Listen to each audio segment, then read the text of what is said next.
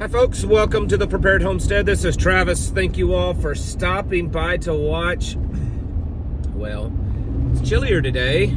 Our cold front came through, cooled us off quite a bit. It's supposed to be really windy, but I think in the low 50s for a high, which I know that's not really cold, but looking ahead over the next week, there's going to be some pretty cold days. I mean, it's going to almost start to feel like winter. So there's that going for us. So far the sky is perfectly clear and blue and no one's spraying on us just yet. But a lot of things are going on in the rest of the world, and as much as some are just already tired of hearing about it, it's just more and more evidence that the deep state, the globalist, the whatever, I don't even know what labeled, I just whatever you want to call it, they are determined to continue pushing their agenda and pushing their power into starting a war. And of course, you know, Joe Biden giving Ukraine permission to use missiles is the first step, but now he's given Ukraine, and we are sending as a government, the United States is sending anti-personnel landmines over to Ukraine. Now, this was something that Joe Biden originally said absolutely not going to do that, not going to send those over. And it's got a lot of people around the world really concerned and talking about this, but sending anti-personnel landmines, it's just another escalation. Russia, you know, whether you like them or not, looking at things through their lenses, they have to see that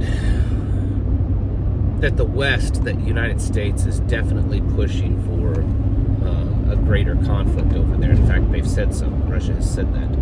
And so it's just a matter of time.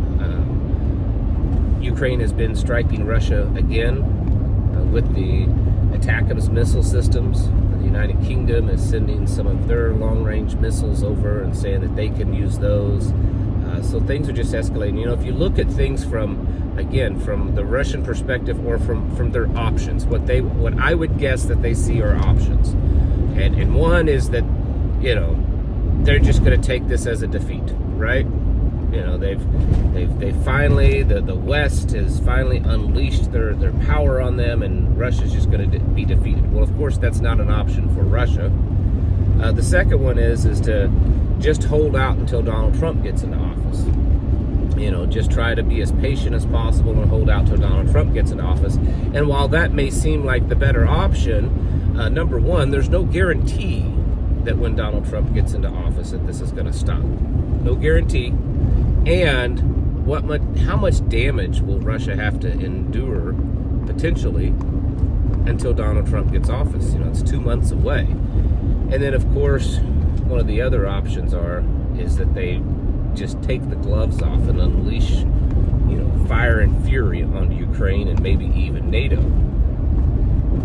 And I think that any of those are probably acceptable to the West, but I think that they definitely want a war. And the more that this is being pushed, I mean, just so many things that's happened in the last 3, 4, 5 days at the most has dramatically escalated in that area.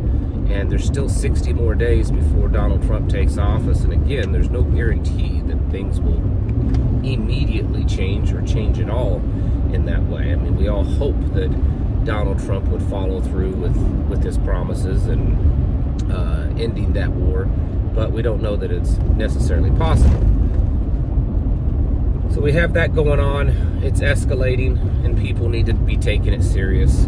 Russia's now that it's been announced that Russia are rapidly building these portable bomb shelters. Almost look like shipping containers, except they're capable of withstanding nuclear blasts. And I guess that they're dispersing them all over the country. I don't know. And Americans are kind of clueless to this for the most part. They're asleep at the wheel with this one. And we're watching things escalate pretty rapidly. Here in the United States, I mean, we're still getting, you know, I don't know how to put it without making everybody mad, but I think appointments that aren't that great. I mean, there's certainly appointments that Donald Trump has made that, you know, look pretty good, but there's other, you know, Dr. Oz. This guy's a big globalist. He's a, I don't know. He's certainly, if you guys remember back when he was the one that was going to run against, oh, what's his name, Igor, up there in Pennsylvania, all the conservatives hated it. And then now he's being chosen by Donald Trump as part of his team. Like I said yesterday, Larry Fink, the head of CEO, has been contracted by Donald Trump to help him find a Secretary of Treasurer. I mean, this is BlackRock, folks. Like this is like the tip of the spear almost when it comes to evil. This is the company that there's been probably thousands of videos made over the last few years about how they control everything. And yet Donald Trump is buddying up with them, hiring him to maybe not be part of the administration, but definitely advise. Seen a lot of people, a lot of MAGA people, a lot of MAGA, conservative, pro-Trump people that voted for him are saying, man, it looks like the swamp isn't being drained. It's just been, you know, rearranged. And I think that's the concern for a lot of people, because that was the problem the first time around. If you remember, I know Americans have a short-term memory, but that was the problem the first time around, was that there were a lot of great promises. There was some good things that happened, but the draining the swamp didn't really happen because he just kind of reorganized the swamp creatures in Washington. I think that's the big concern. So Americans are wrapped up in that, and the rest of the world seems to be gearing up for a much bigger conflict. That cable situation there in China, not China, cable situation, underwater cable in the Baltic and North Sea, seems like NATO is quite confident that it was a Chinese ship. I guess the ship was stopped and boarded, I think by some Norwegian military vessels. I haven't really heard a whole lot in detail other than that they do believe that it purposefully drug its anchor to cut those cables there in Northern Europe. So this is another thing. China on one hand is talking up to the world, to Russia, to the United States about how they need to de-escalate this war and to, you know, wrap it up and come to some kind of negotiations at the same time, while China's going around and cutting, you know, underwater data cables and stuff like that.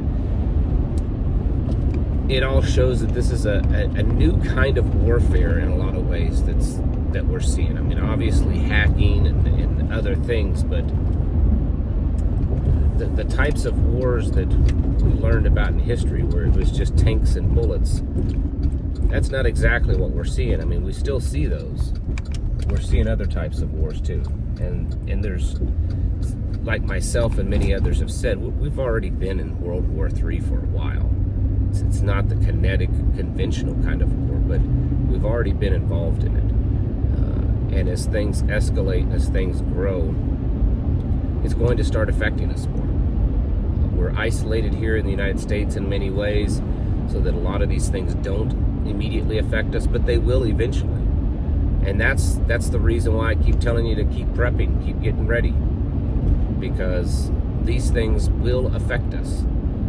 They already have in small ways, but they will start affecting us in bigger ways, and we have to be ready for that. You have to be prepared in just a constant daily effort. You need to get your houses in order, folks.